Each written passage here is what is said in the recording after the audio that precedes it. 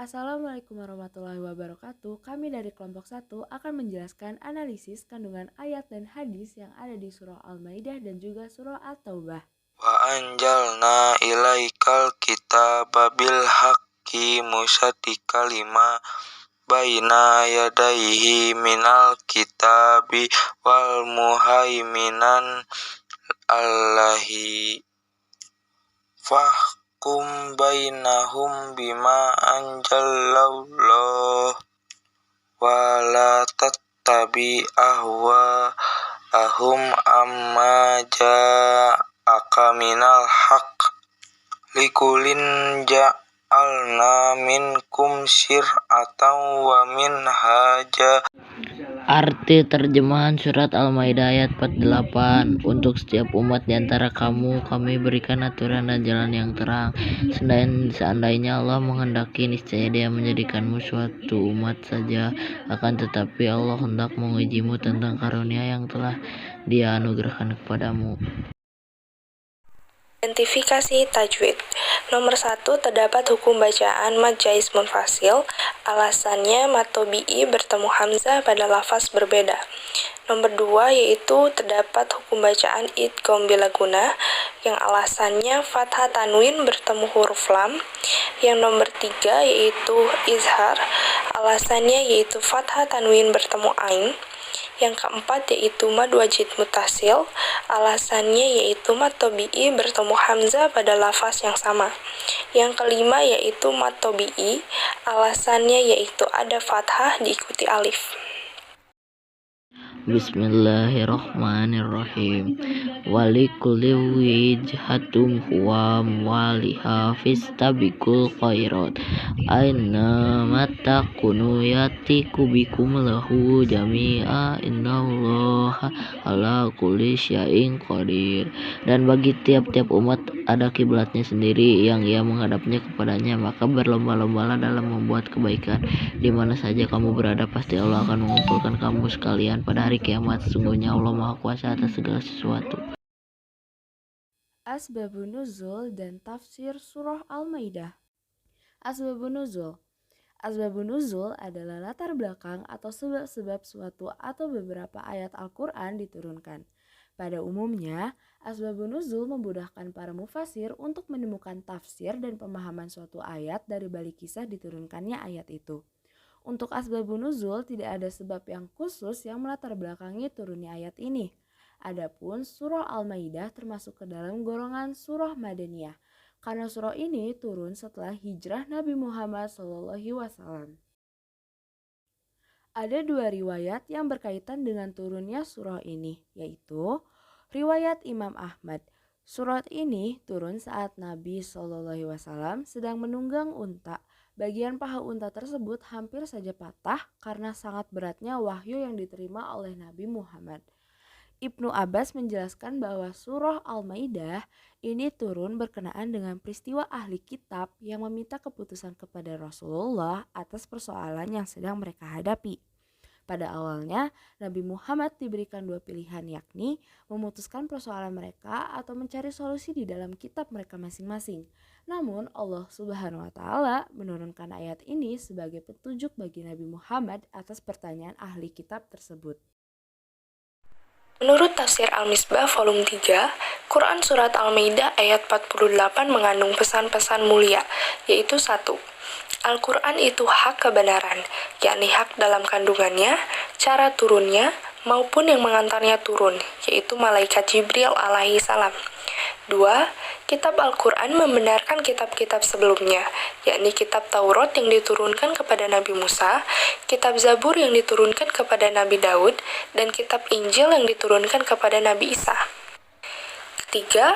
Kitab Al-Quran juga menjadi pengawas, pemelihara, penjaga kitab-kitab terdahulu, dan menjadi tolak ukur kebenaran terhadapnya, serta menjadi saksi untuk keabsahannya. 4. Allah Subhanahu wa Ta'ala memerintahkan agar menjadikan Al-Quran sebagai pedoman hidup. Hendaklah orang yang beriman memutuskan suatu perkara berdasarkan kitab suci Al-Quran dan tidak boleh bertentangan dengannya. 5. Tiap-tiap umat memiliki aturan atau syariat yang akan menuntunnya menuju kebahagiaan abadi. 6. Allah Subhanahu wa Ta'ala menjadikan syariat Nabi Muhammad SAW penyempurna syariat para nabi terdahulu serta membatalkan syariat sebelumnya. 7. Umat Islam diperintahkan untuk berlomba-lomba dengan sungguh-sungguh dalam berbuat kebaikan dan menghindari perdebatan yang tidak perlu dan waktu yang sia-sia. Menerapkan perilaku kompetisi dalam kebaikan untuk meraih kesuksesan yakni dengan melakukan M6. M6 terdiri dari mengawali dengan basmalah, 2. Melakukan dengan penuh semangat, 3. Menjaga konsistensi, 4. Mempelajari ilmu yang terkait, 5. Membiasakan bekerja sama, dan 6. Mengamati, meniru, dan memodifikasi. Manfaat kompetisi dalam kebaikan. 1. Memperoleh ridho dan pahala dari Allah Subhanahu wa Ta'ala. 2. Menjadi manusia yang bermanfaat. 3. Mempercepat penyelesaian pekerjaan. 4. Termotivasi untuk menjadi lebih baik. 5. Menjadi pribadi yang disiplin dan bertanggung jawab. 6. Mempererat hubungan antar sesama. Surah At-Taubah ayat 105. Wa kulli malu fasayarallahu amalakum wa rasuluhu wal mu'minun wasaturudduna ila alimil ghaibi wassahadati fa yunabbi'ukum bima kuntum ta'malun. Artinya, dan katakanlah, bekerjalah kamu, maka Allah akan melihat pekerjaanmu. Begitu juga Rasulnya dan orang-orang mukmin. Dan kamu akan dikembalikan kepada Allah yang mengetahui yang gaib dan yang nyata. Lalu diberitakannya kepada kamu apa yang telah kamu kerjakan. Ini merupakan identifikasi tajwid surah At-Taubah. Ini adalah hadis At-Taubah ayat 105. Asbabun nuzul dan tafsir surah At-Taubah ayat 105. Ayat sebelumnya yaitu ayat 102 sampai 104, Allah Subhanahu wa Ta'ala menganjurkan bertaubat dan melakukan kegiatan nyata, antara lain membayar zakat dan bersedekah. Pada ayat 105, Allah Subhanahu wa Ta'ala memerintahkan untuk melakukan beragam aktivitas lain, baik yang nyata maupun tersembunyi. Dalam kitab Lubabun Nukul fi Asbabun Nuzul, Rasulullah bertanya, siapakah orang-orang yang terikat di tiang ini? Seseorang menjawab, mereka adalah Abu Labubah dan teman-temannya yang tidak ikut berperang. Mereka bersumpah tidak akan melepaskan ikatan tersebut, kecuali Rasulullah sendiri yang melepaskannya. Rasulullah SAW bersabda, aku tidak akan melepaskan mereka kecuali jika diperintahkan oleh Allah Subhanahu wa Ta'ala. Tafsir surat At-Taubah ayat 105. Menurut tafsir Al-Misbah volume 5, surah At-Taubah mengandung pesan-pesan mulia, yaitu Allah Subhanahu wa Ta'ala memerintahkan untuk beramal soleh. Setiap amal akan dilihat oleh Allah Subhanahu wa Ta'ala, Rasulullah, dan mukminin di akhirat kelak. Janganlah merasa amalnya sudah cukup banyak untuk bekal hidup di akhirat. Setiap manusia akan kembali ke kampung akhirat dan menerima balasan amal perbuatannya.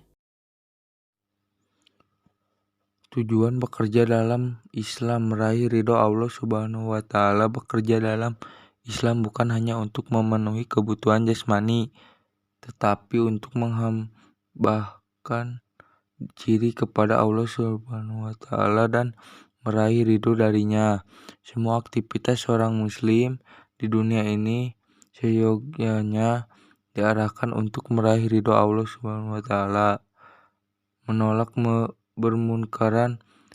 Kemurkaran dapat terjadi pada seorang yang menganggur sebab ada bisikan hawa nafsu dan syahwat yang dapat menjerumuskannya ke dalam kemungkaran. Seorang yang mengisi waktu untuk bekerja berarti telah berhasil menghalau sifat malas dan menghindari dampak negatif pengangguran. Kepentingan amal sosial mengajarkan umatnya untuk beramal sosial atau bersedekah sesuai kemampuan yang dimiliki. Bagi seorang muslim yang bekerja, tenaga dan hasil pekerjaannya dapat digunakan untuk bersedekah.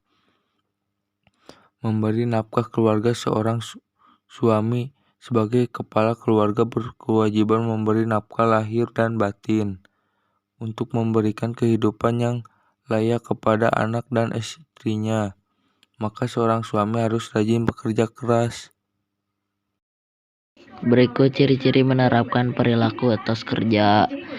Meraih ridho Allah Subhanahu wa taala. Bekerja dalam Islam bukan hanya untuk memenuhi kebutuhan jasmani, tetapi untuk menghambakan diri kepada Allah dan meraih ridhonya.